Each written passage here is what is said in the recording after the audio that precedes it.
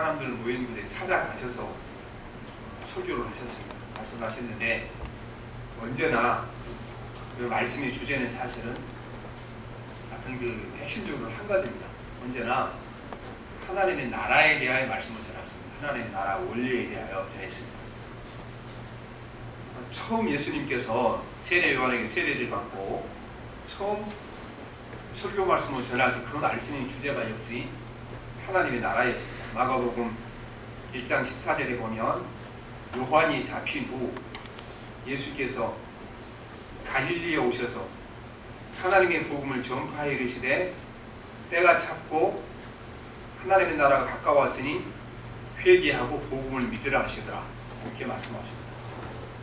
그래서 우리는 하나님의 나라가 복음 핵심이고 그 나라의 진리를 배운 것이 우리 신앙생활의 기본입니다. 그런데 우리가 이렇게 이제 우리 마음을 깊이 살펴보고 또 예수 믿는 사람을 깊이 생각해 보게 되면은 사실은 많은 사람들이 예수 믿을 때에 이 땅에 살아가는 동안 안전을 좀 보호받고 또 우리가 내 마음에 좀 위로가 되고 또 우리 자녀들이 앞길이 좀 열리고 이게 사실은 목적일 때가 많습니다. 좀 가만히 생각해 보십시오. 진짜 우리가 예수님이 약속하신 천국 가려고 예수를 믿는가 그랬잖아요. 땅에 살아가는 동안 이 위험한 세상에 안전을 좀 보장받고 살아가는데 이렇게 살림살이가 좀 넉넉해지고 그 다음에 뭐 자녀들이 좀 앞길이 잘 풀리고 이런 걸 우리가 소원하고 예수 믿을 때가 많지 않습니까? 물론 주님께서 그것을 약속하셨습니다. 우리의 안전을 보장해 주시고 말씀에 살면 필요한 걸 공급하는 약속하셨습니다.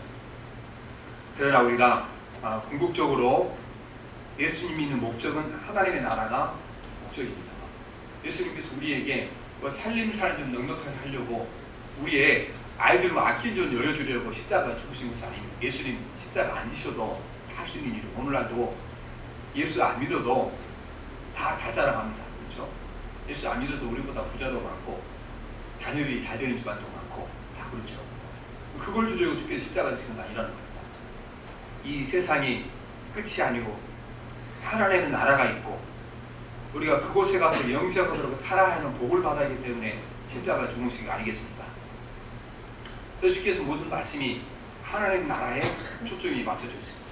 그런데 예수님이 이 세상 사람들에게 하나님의 나라를 설명하는 것이 쉽지가 않았습니다. 왜냐하면 하나님의 나라를 한 번도 사람들 본 적도 없잖아요.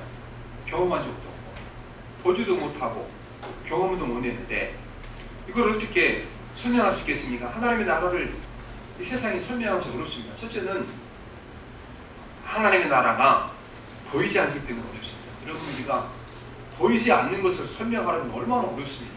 힘들잖아요. 하나님의 나라 아무도 본 사람이 없습니다. 그 다음에 두 번째는 하나님의 나라는 이 세상과 너무도 다른 나라입니다. 이 세상과. 그래서 너무너무 다른 나라이기 때문에 이 나라를 설명하기가 어렵습니다. 우리나라에서 제일 처음으로 미국으로 유학 간 사람이 유길주라는 사람이죠. 1882년도에 최초로 미국으로 유학을 떠났습니다. 그리고 거기서 미국에서 본 것을 글로 써놓은 것이 서유 경문역이죠.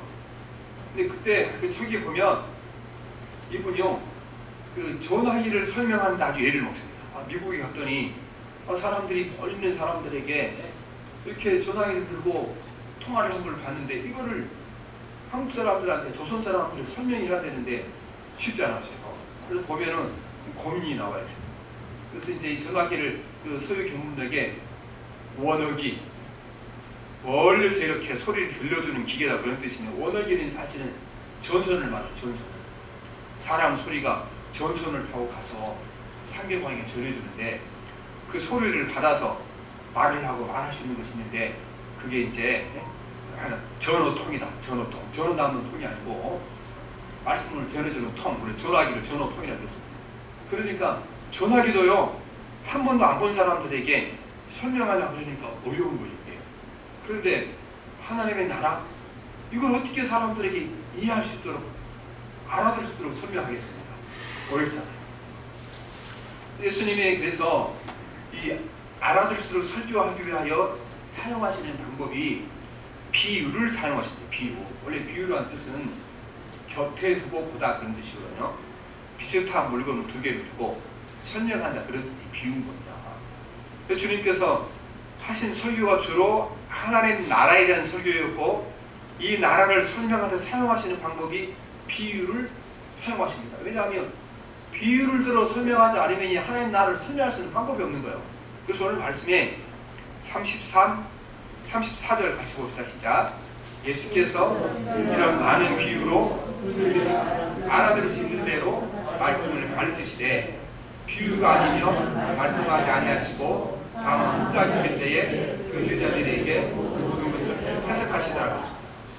우리가 보면 이제 되게 시인들은 사실은 자기 마음을 표현하는 거죠. 자기 마음을. 근데 마음을 어떻게 표현해요? 표현이 어렵지. 시인들도 사실은 마음을 표현해야 되는데 방법이 없으니까 비유를 쓰는 거죠. 그렇죠. 비유. 어머니 은혜를 하늘보다 높다. 비유를 사는 것 똑같은 거 예수님께서 한 번도 본 적도 없고 경험한 적은 하나님의 나라를 어떻게 설명하겠습니까? 비유를 통해 설명하신 것입니다.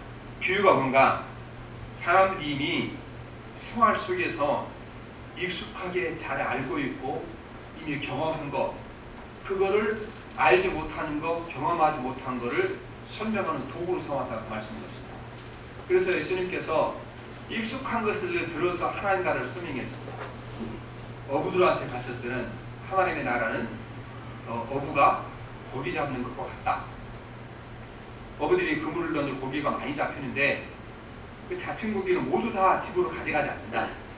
잔챙이들, 먹는 것들은 바다에 던지고 먹을 수 있는 고기만, 상품같이 있는 고기만 집으로 가지고 간다. 이 세상도 마찬가지로 하나님 나라도 때가 되면 하나님께서 구별할 거다. 하나님 나라에 들어갈 수 있는 사람과 들어가지 못할 사람. 설명하고 있습니다. 오늘 말씀은 농부들에게 말씀입니다. 농부들에게 하나님의 나라는 뭐가 같습니다. 하나님의 나라는 씨앗을 뿌리고 씨앗이 자라서 알곡이 되면 알곡을 거두는 것과 똑같다. 이게 오늘 비유의 핵심입니다. 그래서 이제 이 하나님 나라를 농부에 대해서 설명을 하고 있는 것이죠. 그러면 이것이 어떻게 하나님 나라와 같은가?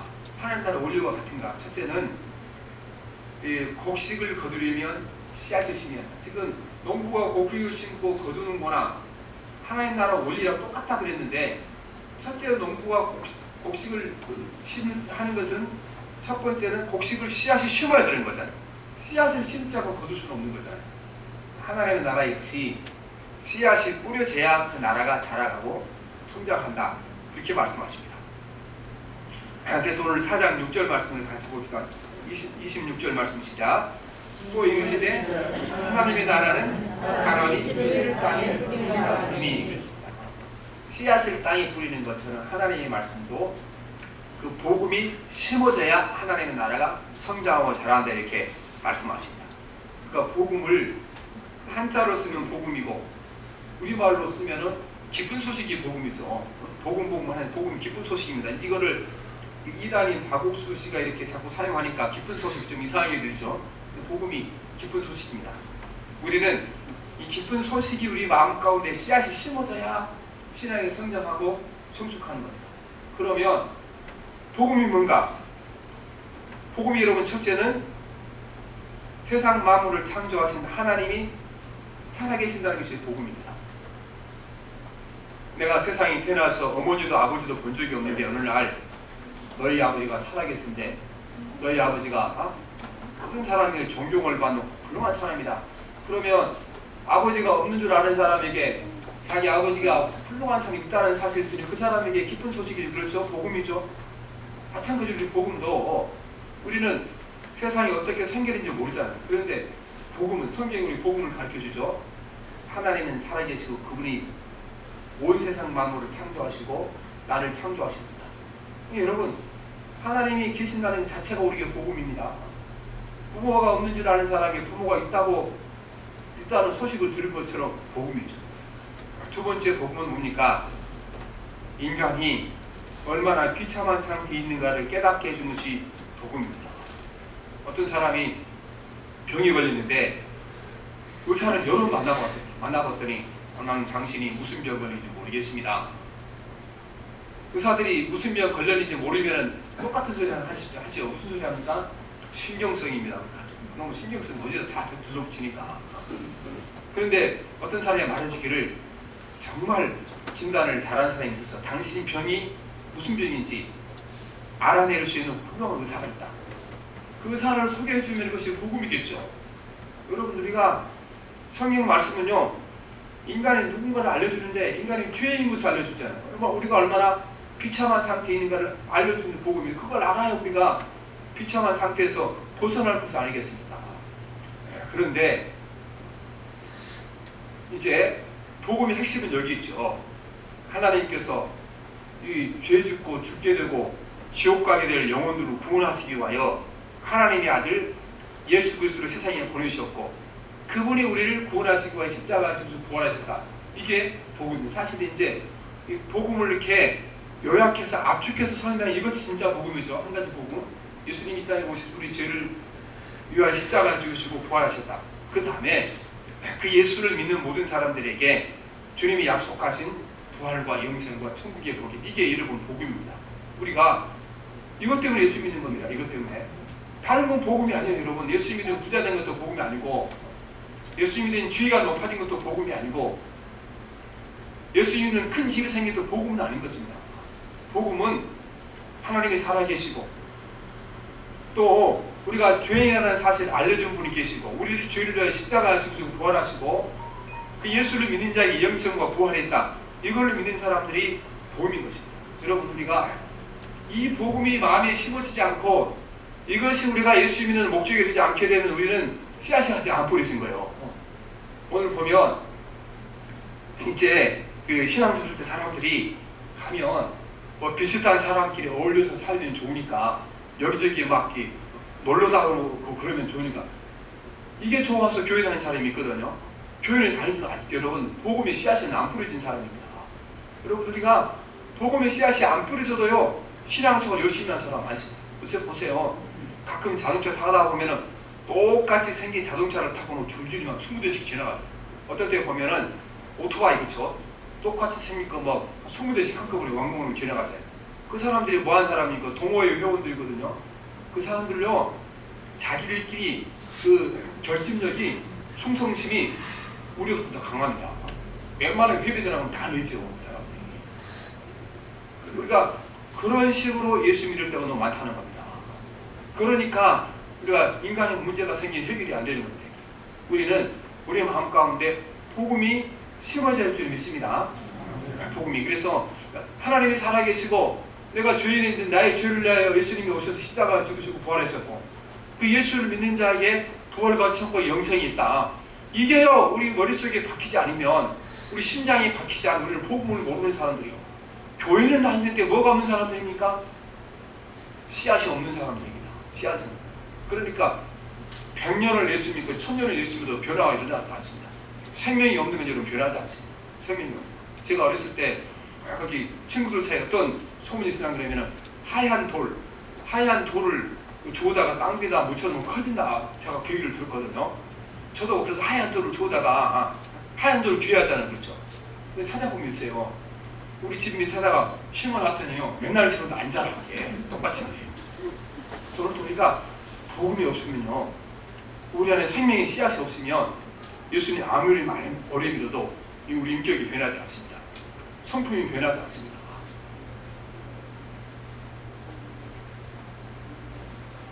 우리는 복음이 반드시 들어야 됩니다. 로마서 10장 14절에 말씀하시기를 믿지 아니하는 자는 어찌 부르리요 듣지 못한 일 어찌 믿으리요 전파하는 자가 없이 어찌 들으리요 믿음은 들으면서 나며 들음은 그리스도의 말씀으로 말미암니라 말씀하십니다. 주의 말씀이 들어와서 우리 안에 복음의 씨앗이 뿌려져 버리고 온전한 그리스도인이 될 줄 믿습니다. 예수를 믿은 우리가 이 세상의 원리와 다른 원리가 우리 안에 작동하게 되어 있습니다. 세상의 원리가 뭡니까? 세상의 원리라는 것이 좀 더 많이 가지고 소유하고 누리고 다른 사람들에게 멋지게 보이게 이게 세상의 원리잖아요. 인생의 목표가 됩니다. 성경이 그렇게 말씀하지 않죠. 이 세상이란 아름다운 것은 다 나중에 추억이 바뀔 것이고 살아있는 모든 것은 다 죽게 될 것이고 세상의 모든 것은 다 낡아지게 될 거다. 그러니 영원히 살 수 있는 하나님의 나라를 위하여 이 땅에서 살아가는 동안 그 나라를 목적으로 삼고 살아. 이것이 복음을 아는 사람이가 목적이잖아요. 복음을 아는 사람. 그래서 우리가 정말 내 마음에 복음을 믿고 예수를 믿고 있는 건 그렇지 않으면 함께 막 친한 사람 이렇게 어울려서 다니고 교회 와서 이렇게 놀려서 이게 좋아 예수 믿는가 생각을 해보셔야 될 점이 있습니다. 그렇지 않게 되면 우리가 헛수고하는 겁니다. 헛수고. 오늘 그래서 우리 마음 가운데 하나님 나라는 뭔가 열매가 씨앗이 심어져야 자라고 열매가 맺는 것처럼 복음이 심어져야 인격적으로 성장하고 성숙하고 우리 하나님 나라까지 갈 수 있게 되는 겁니다. 둘째는 이 농사 짓는 것과 식물이 자라는 것과 하나님 나라와 어떤 원리가 같은가? 살아있는 식물은 반드시 성장합니다. 우리가 보면 요새 이제 우리 도시 길이라는 게 다 콘크리트 포장이 되어 있잖아요. 근데 여러분 일단 가시면서 보세요. 포장이 되는데요 곳곳에 그 작은 틈새를 뚫고 자라는 풀들이 너무나 많습니다. 그 풀이 얼마나 연약합니까? 바람만 불면 휘는 것이고 그래서 살짝 숨만 튀겨도 이렇게 넘어집니다. 아니 그게 그 콘크리트처럼 단단한 걸 어떻게 그게 나오니까 성장할 수 있습니까? 생명이 있기 때문에 생명은 죽은 것보다 강합니다. 그래서 우리가 산에도 가면 바위 틈새 아주 쬐끄만 틈새이면서도 거기에 생명이 자라나잖아요. 생명은 반드시 자라고 성장하게 되는 것입니다. 이것은 우리에게 복음의 씨앗이 심어지게 되면 반드시 우리가 성장하게 되는 겁니다. 싹이 나고 자라고 열매가 맺히고 곡식이 되는 것처럼 자라나는데 어떻게 자라나는 건가? 우리 가운데 복음의 씨앗이 뿌려지게 되면 우리에게 변화가 일어납니다. 우리가 인격적으로 예수님 인격을 따라 닮아가게 되고 우리 성품이 예수님의 성품으로 점점 바뀌고 변화되어 갈 수밖에 없는 것입니다. 복음이 없기 때문에 우리가 변하지 않는 겁니다. 복음이 없기 때문에 사람이 변하지 않습니다. 그러니까 식물이 성장하기 위해서 필요한 것은 물이 필요하죠. 물이 없으면 식물이 성장하지 않습니다. 물은 하나님의 말씀이고 성령의 역사하고 능력입니다. 햇볕은 하나님의 또 은혜가 필요한 것입니다. 농부의 돌보는 손길이 꼭 우리에게 필요합니다. 그래서 우리가 늘 말씀을 읽고 묵상하고 기도해야 되고 그 다음에 우리 신앙의 성장을 위해서는 모든 것이 하나님 은혜라는 것을 깨달아야 돼요. 하나님 은혜 앞에 설 때 우리가 성장하고 성숙해 갈 줄을 믿습니다. 그래서 우리는 하나님의 말씀이 생명입니다. 주의 말씀이 들으면 성장할 수밖에 없는 겁니다. 작은 씨앗이 돌 틈새에서 자라는 것처럼 우리가 복음이 우리 안에 들어오면 우리 삶이 아무리 힘들고 고단해도 우리 믿음과 신앙은 성장할 수밖에 없는 겁니다. 어떤 상황이 될지 우리 인격과 삶이 예수님 인격과 성품으로 변해가는 겁니다. 하나님의 말씀은 살았고 운동력이 있어 좌우의 날선 어떤 검보다 예리하여 혼과 영과 및 관절과 골수를 찔러 쪼개기까지 하며 또 마음의 생각과 뜻을 감찰하시냐. 주의 말씀에 힘이 있어 능력이 있어 우리 가운데 사람을 변화시키는 능력이 이런 우리가 이제 자라난다 식물이 자라난다 이거를 우리가 신앙으로 믿게 적용하게 되면 우리는 우리 인격과 우리 성품이 예수 그리스도 안에서 변해가는 것을 성장한다 자라난다 이렇게 말씀하고 있는 것입니다. 우리가 이제 살아가면서 우리가 신앙의 성장이라는 것을 우리의 인격이 예수님 인격을 닮아가고 성품이 예수님 성품을 닮아가는 것 이게 우리의 신앙이 성장하는 거거든요. 우리가 이거를 잘못 착각하는 사람이 너무나 많습니다. 예수 믿고 나서 살림살이의 변화가 있는 것을 신앙의 성장이라고 생각합니다. 예수 믿고 나서 세상의 주의가 변화하는 것을 이제 내가 성장했다고 생각합니다. 또 가장 많이 오해하는 건 많은 사람들이 건물도 크게 짓고 사람들이 많이 모이는 것을 성장했다. 그걸 우리가 교회 성장이라고 그러죠. 성장 아니에요. 그건. 성장은 살아있는 것이 변화되는 성장이죠. 그렇죠. 그런데 교회 건물이 콘크리트하고 그거 다 모래알이 된 거예요. 그거 생명 없는 거예요. 그리고 성경이 말씀하신 교회는요. 식당을 높이 세워놓고 이제 계리석 갖다 발라놓은 그게 교회가 아니에요. 교회는요. 저와 여러분의 교회예요. 예수님의 복음이 우리 안에 들어와서 복음을 믿는 사람이 교회예요. 복음을 믿는 사람들의 모임이 교회예요. 그러니까 아무리 큰 건물을 세워놓고 그 안에 사람들이 많이 모아도 거기에 큰 건물이 좋고 이렇게 막 목사님이 큰 일을 이루었으니까 나도 저 교회 가면 세상 일도 잘 되고 사업도 잘 되겠지. 그래서 모인 사람이 백날 모여봤자 그건 교회가 아닙니다. 왜냐? 교회는 복음이 없으면 교회가 아닙니다. 복음이 뭐랬습니까? 하나님의 살아계신 것을 믿는 것이 복음입니다. 인간이 죄인이라는 사실을 깨닫는 것이 복음입니다. 그 죄인들을 구원하기 위하여 예수님께서 세상에 오셨고 내 죄를 십자가에 죽으시고 부활하셨고 그 예수를 믿는 자에게 주님이 약속하신 천국과 영생과 구원이 있다는 사실, 이것이 부활이에요. 이거를 믿지 않게 되면 십자가 아무리 높여서도 소용없는 겁니다. 대리석으로 아무리 멋지 큰 거 몰쳐도 소용없는 거예요. 그러니까 우리가 이제 이 코로나 생기고 나니까 교회가 이제 문제가 막 생기기 시작하잖아요. 왜냐하면 원래 여러분 교회가 이렇게 내 개인과 하나님 사이의 관계가 중요합니다. 내가 하나님 무슨 관계에 있으니까. 근데 이게 아니고 막 교회 가서 막 으쌰으쌰하고 큰 건물이 세우니까 그걸 신앙으로 착각하다가 어느 날 갑자기 교회에서 예배를 조금 와서 드리라 그러니까 사람들이 신앙이 무너지는 거 아니겠습니까? 원래 교회가 성경에 교회가 나오잖아요. 빌립보 교회도 나오고 예배소 교회도 나오고 그 다음에 대살로니가 교회도 나오고.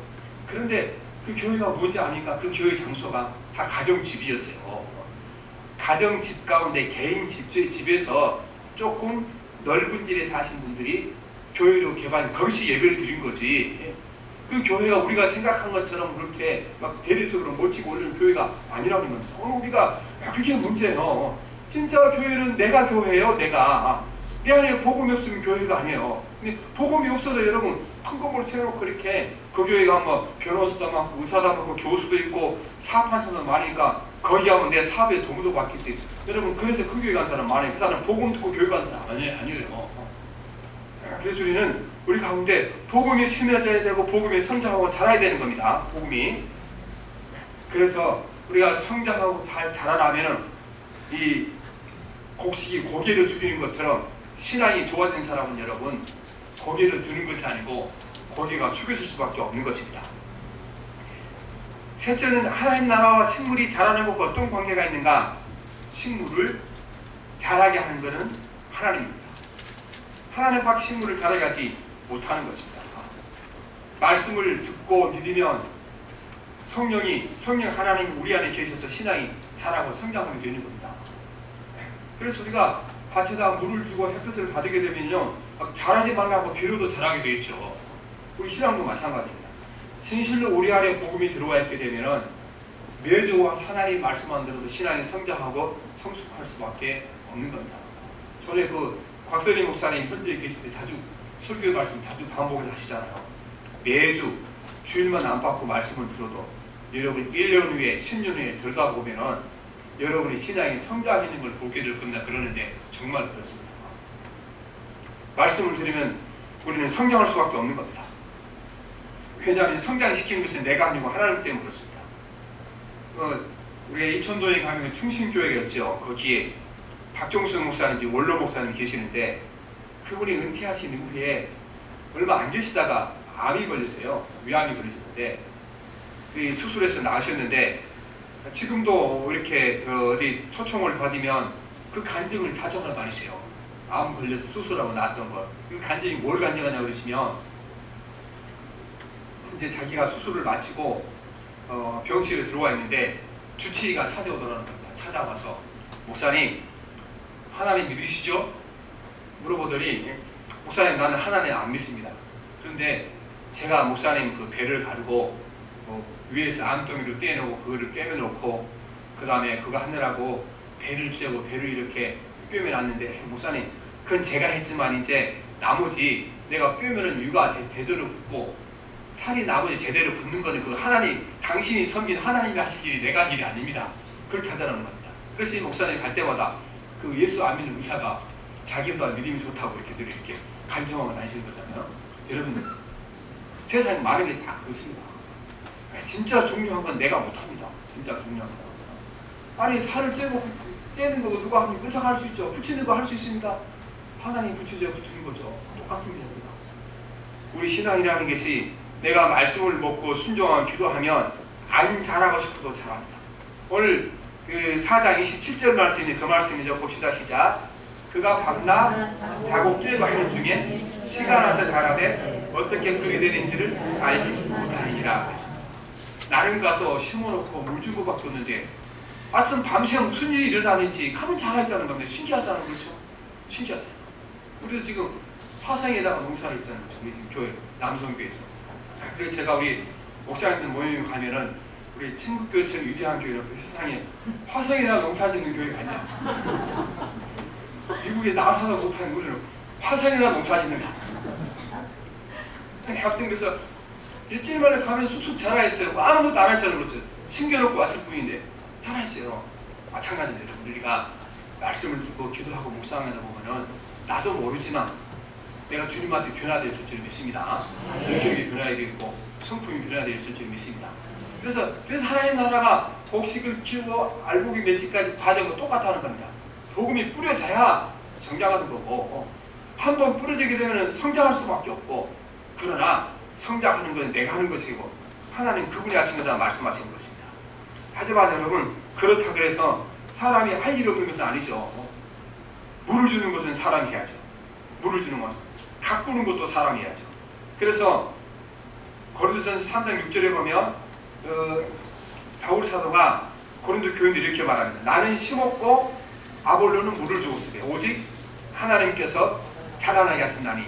지금 예수님이 이 비유를 머리에 두었겠죠. 이 말씀을 하실 때 아볼로로부터 고린도 교회가 복음을 들었어요. 예수님께 바울로부터 복음을 들었어요. 나중에 아볼로가 와서 교회들을 양육했죠. 말씀을 더 가르쳐주고 또 이끌어주니까 이제 했는데 그렇다 해서 그 사도 바울과 아볼로가 신앙을 성장하지 못하죠.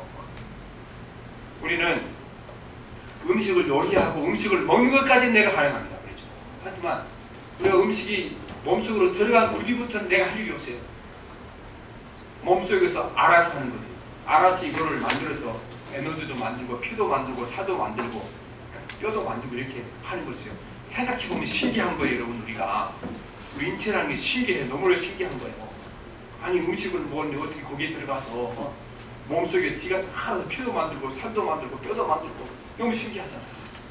이러한 신기한 일이 우리 영혼에도 일어나고 있는 것을 이렇게 볼 수가 있는 것입니다. 그래서 우리가 신앙생활을 하시면 여러분 반드시 열매 맺기까지 성장하고 성숙해 가야 될 줄 믿습니다. 그러면은 첫째는 정말 내 안에 복음이 있는가 확인해야 됩니다. 복음이 없으면 다른 걸 먹죠. 예수님은 성장하지 않습니다. 그리고 우리가 말씀을 먹고 묵상하고 해야 됩니다. 그리고 나머지는 하나님께 맡길 때 우리가 신앙이 성장하고 성숙하는 자리로 들어가야 될 것입니다. 우리가 말씀을 먹고 운동하면 여러분 성장하는 겁니다. 말씀을 먹기만 하고 운동하지 않게 되면 어떻게 됩니까? 요즘 우리가 많이 먹고 나가게 되면은 몸은 살찌고 이렇게 하지만 더 건강해지고 있어요. 운동을 해야 되는 거죠. 마찬가지로 말씀을 듣고 실천하고 신앙이 옮기면 우리 인격이 변하고 성품이 반드시 변하게 되어 있는 것입니다.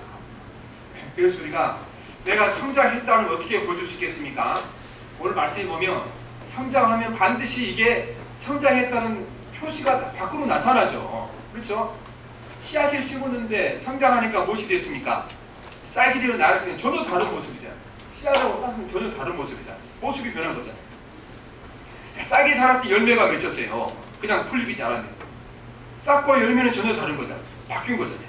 우리도 마찬가지로 우리가 성장했으면 우리 삶의 모습에 전과 다른 모습이 드러나야 되고 나타나야 되는 겁니다. 예수 그리스도의 모습이 삶 가운데 드러나는 겁니다. 우리가 성품이 그런 인격이 변하면 변할 수밖에 없게 되어 있는 것입니다. 그리고 반드시 우리가 변해야 될 줄이 있습니다. 예수 그리스도 안에서 변해야 되는 겁니다. 우리가 그러면 최종적으로 어디까지 변해야 되는가? 최종적으로 우리가 마지막 변할 상태, 이제 예수 믿고 마지막으로 변하는 상태, 알고 있는 상태. 고린도서 5장 8절을 보면 우리가 담대하여 원하는 바는 차라리 몸을 떠나 주와 함께 있는 그것이라. 이게 진짜 복음이 자라고 나면 우리 소원이 완전히 바뀐다. 어떻게 바뀝니까? 이 세상에서 오래 사는 것보다 주님을 빨리 만나는 게 내가 좋다고 바뀌는 겁니다. 사도 바울은 그렇게 얘기했죠. 사도 바울이 이제 자기는 이 세상과 하나님 나라 사이에 서 있는데 둘 중 하나를 선택하라 그러면 나는 하나님 나라를 선택하겠다. 그렇게 하는 겁니다. 그래서 땅에서 하나님 나라로 내 생각과 마음 전부가 가 있는 상태가 우리가 이제 최종적으로 알고 오게 되는 그런 상태가 우리에게 될 것입니다. 그래서 우리는 늘 하나님 말씀을 사모하고 그 말씀을 가슴에 품고 살 때 성령이 우리 가운데 역사해서 우리를 변화시킬 줄 믿습니다. 반드시 우리가 변화되어야 되는 것이다. 그래서 우리가 어떻게 우리가 성장하는가? 우리는 하나님의 말씀을 사모해야 됩니다. 우리에게 물이 있어야 되니까 그랬죠. 식물이 자라면 물이 있어야 되죠. 우리의 물은 뭡니까? 하나님의 성령이고 하나님의 말씀입니다. 베드로전서 2장 2절을 보면 갓난 아기들같이 순종하고 신령한 젖을 사모하라. 이는 그로 말미암아 너희로 구원에 이르도록 자라게 하려 함이라 말씀하시는 것입니다. 아무리 건강한 사람도 먹지 않으면 성장하지 않습니다. 우리는 주님의 말씀을 먹고 마셔야 성장할 줄 믿습니다. 일주일에 한 번씩 와서 말씀을 들어 성장하겠습니다. 그러나 매일 먹는 것이 낫죠. 제가 새벽 기도를 이제 말씀으로 전하다가 몇 달 전부터 이거를 이제 문자로 다 보내고 있습니다. 그거를 말로 전하고 문자로 정리하고 쉽지 않은 일이죠. 가만히 제가 보니까 그 지하철을 타면 사람들이 이 휴대폰을 두고 뭘 해야 될지 어쩔 줄 모르는 거예요. 내가 생각하기를 야 우리 교인들이 지하철을 타고 할 일이 없으면 딱 보면은 이 말씀을 딱 먼저 먹고 다니냐. 그래서 제가 늘 보내고 있습니다. 그러니까 여러분 말씀을 사모하는 마음을 늘 보셔야 되는 것입니다. 매일매일. 집사님 한 분이 아유 목사님 생각날 때만 본다 그래서 제가 아니 그걸 생각날 때 보면 어떡하냐. 밥도 생각날 때는 먹냐. 매일 먹어야지. 그렇잖아요. 그래서 할 수 있으신 여러분 매일 아침 말씀을 드시길 바랍니다. 왜냐하면 요새 큐트집이 나오잖아요. 그거 누가 쓴지 압니까? 다 들려요. 이제 목사 안수 받은 그 전도사 된 사람, 신학교 막 졸업한 사람들, 목사 안수 받은 지 얼마 안 되는 부목사를 쓰기 때문에 읽어보면 이게 깊이가 별로 없어요. 그러세요. 큐트집이라는 게 이거 뭐 이렇게 뭐 오래된 목사님 거 쓰고 있지 않아요. 그래서 이거 큐트집도 좋겠지만 내가 이거를 더 깊이 쓰는 게 좋겠어서 글을 쓰고 있으니까 꼭 이렇게 매일 아침 읽어보시길 바랍니다. 그래야 우리가 이제 확실히 변화가 될 겁니다. 저도 그걸 글로 쓰다 보니까 내 삶에서 너무나 큰 변화가 오고 또 내가 그 영적으로 깊이 성장으로 깨달으니까 매일 아침 보게 되는 큰 은혜가 될 줄 믿습니다. 그런데 시간을 정해서 읽어 주었습니다. 언제 이것을 본다고 해서 꼭 잊지 말고 보시길 바랍니다. 여러분 우리가 두 번째는 우리가 열매 맺지 못한 병을 고쳐야 됩니다. 요한계시상 2장에 보면 엘리사 선지자가 엘리야로부터 성령을 받고 처음 방문한 곳이 여리고성을 방문했습니다. 여리고성을 방문했더니 여리고성의 모든 그 장로들이 모여서 부탁을 합니다. 선지자님, 우리 여리고성에 큰 문제가 하나 있습니다. 무슨 문제냐? 씨앗을 뿌리면 싹도 잘 나고 열매도 잘 나고 잘합니다. 그런데 이것이 열매가 익기 전에 다 떨어집니다. 어떻게 좋습니까? 그때 엘리사 선지자가 이제 어떻게 하셨습니까? 그 성경 말씀 그대로 읽어보면 이렇게 기록이 되어 있습니다. 요한계시상 2장 21절에 보면 엘리사가 물 근원으로 나가서 소금을 그 가운데 던지며 이르되 여호와의 말씀이 내가 이 물을 고쳤으니 이로부터 다시는 죽음이나 열매 맺지 못함이 없을지니라 하니라. 그 물이 엘리사 한 말로 같이 고쳐져서 오늘에 이르렀다 말씀했습니다. 싹은 나고 열매는 맺힌데 알고 보기 뒤까지 자라지 못하고 떨어졌다는 겁니다. 오늘 우리가 신앙생활 열심히 했지만 인격적으로 성품적으로 변화되지 못했으면 여리고성에 심어졌던 곡식과 똑같은 겁니다. 오늘 우리는 여리고 장로들이 하나님께 구했던 것을 우리가 하나님 구해를 좀 있으면 하나님 나의 마음의 밭을 고쳐주시고 성령을 보내주시길 바랍니다 해야 됩니다.